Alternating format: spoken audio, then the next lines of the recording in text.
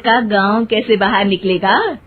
शादी के कुछ दिन बाद, माँ टिफिन तो देना जरा।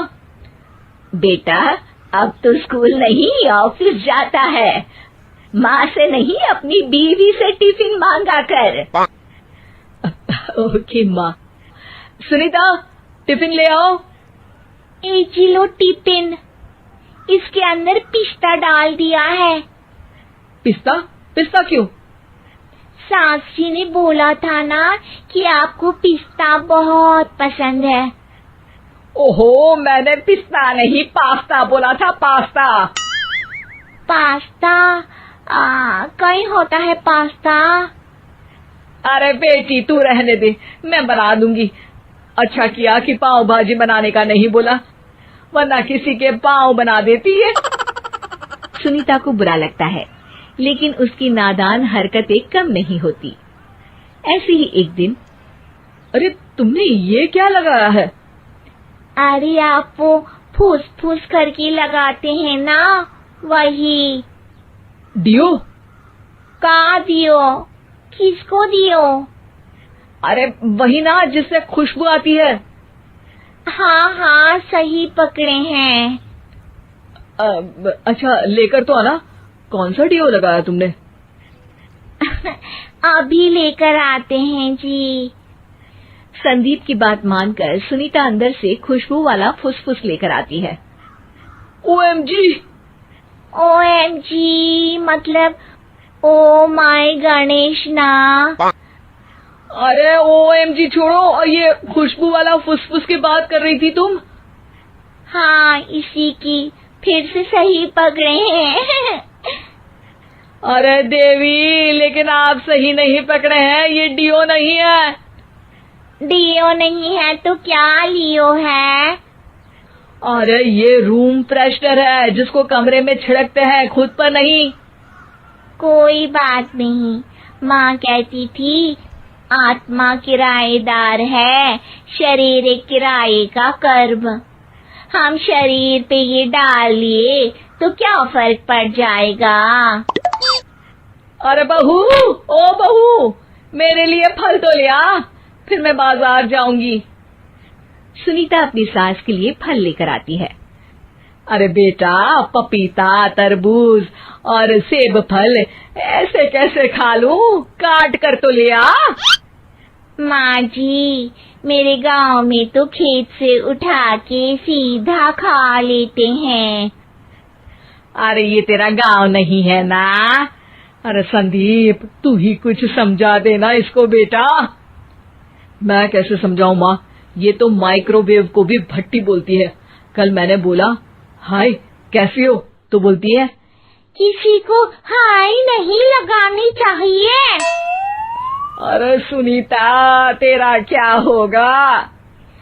अभी तो कैसे बताऊं माँ जी, अभी हम कुछ करेंगे फिर पता चलेगा क्या होगा, लड़का या लड़की।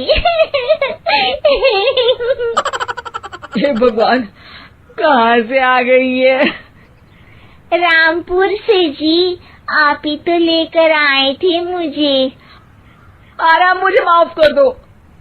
पहले कोई गलती तो करिए जी, आपकी तो सारी गलती माफ कर देंगे हम। हाँ अरे बहू, मेरी बात सुन। फल यानी कि फ्रूट जब भी लाए ना तो काट कर लाना, ठीक है? जी ठीक है माँ जी, फल यानी फ्रूट यानी काट के लाऊंगी। सुनीता रोज ही कोई ऐसी हरकत कर देती जिसकी वजह से उसे घर में दो बातें सुननी पड़ती। एक दिन, माँ मेरे बॉस घर पर आने वाले हैं शाम को, उनका बर्थडे है, फैमिली साथ नहीं रहती उनके, तो यही पार्टी कर लेंगे। उनको अच्छा लगा तो शायद मेरा प्रमोशन भी हो जाएगा। मैं ना फ्रूट केक लाकर फ्रिज में रख दूंगी और तेरे साथ आज खाना मैं बनाऊंगी, ताकि जब साहब आए तो खाने में कोई गड़बड़ ना हो। शाम को जब सारी तैयारियां हो जाती है, संदीप के साथ बड़े साहब भी घर आते हैं। फ्रूट केक तो ले आना बहू, फिर खाना खाएंगे। अरे इस सब की क्या जरूरत थी, आपने बुलाया वही काफी है। सर, आपका परिवार शहर में नहीं है तो हम ही आपके परिवार जैसे हैं सर। इतने में ही सुनीता फ्रूट केक लेकर आती है और बड़े साहब की टेबल पर रख देती है, और जैसे ही केक के ऊपर का बॉक्स हटाती है, ओह, ये क्या है? केक तो कटा हुआ है, मैं तो ऐसा नहीं लाई थी। आप मुझे शाबाशी दे सकती है माँ जी, मैंने ही केक काट दिया। आपने कहा था ना, फल यानी फ्रूट यानी हमेशा काट के लाना, तो फ्रूट केक भी तो फ्रूट ही है ना, तो मैंने पहले ही काट लिया। हूँ ना मैं समझदार। अरे बहू, ये क्या किया? केक हमेशा वही काटता है जिसका जन्मदिन होता है। तुझे एक बात भी समझ नहीं आती, एक नंबर की बेवकूफ है। पूरा माहौल बिगड़ चुका था। संदीप को लगने लगा था कि साहब उसे प्रमोशन तो दूर की बात है, कहीं डिमोशन ना दे दे, लेकिन साहब बीच में ही बोल पड़ते हैं। अरे कोई बात नहीं, ये इनकी बेवकूफी नहीं है, इनका भोलापन है। बेटा आप कहाँ से हो? रामपुर गांव से। अरे वाह, गांव से? फिर तो आपके गांव में ताजे फल और सब्जियां मिलते होंगे। हाँ, सही पकड़े हैं, हम तो काटते भी नहीं, सीधा खा लेते हैं।